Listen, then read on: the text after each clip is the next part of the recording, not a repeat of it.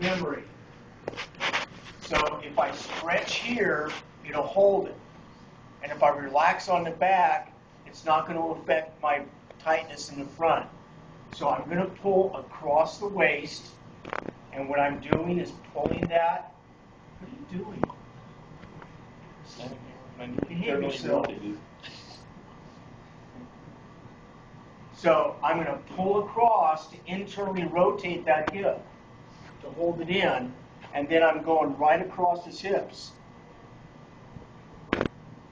I'm relaxing on the back. I'm not pulling. I'm relaxing on the back. I'm coming down on the hip, and then once I'm inside, I'm going to compress. So I'm pulling back towards the floor. I'm not pulling back to the wall. I'm pulling down towards the floor. So I'm putting compression on the inside of that groin. Then I'm going to relax on the hamstring. Once I get to the waist, now I'm going to pull into internal rotation. People, if I pull here, I'm locking down the hamstring. Okay? So I want to get around the hamstring. Now I'm going to pull into internal rotation. Up on the hip, relax on the back.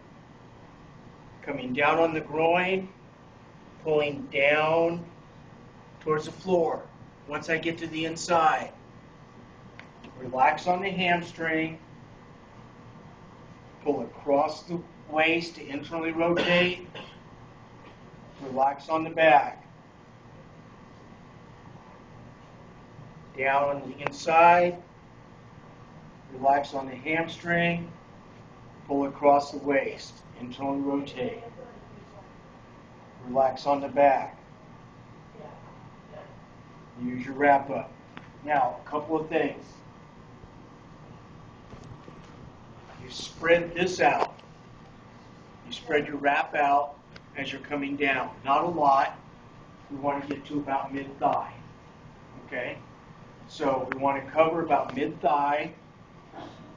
It's going to repeat on the back. When you get on the back, see how loose this is? I get my fingers there. I get my fingers under the hamstring. Okay?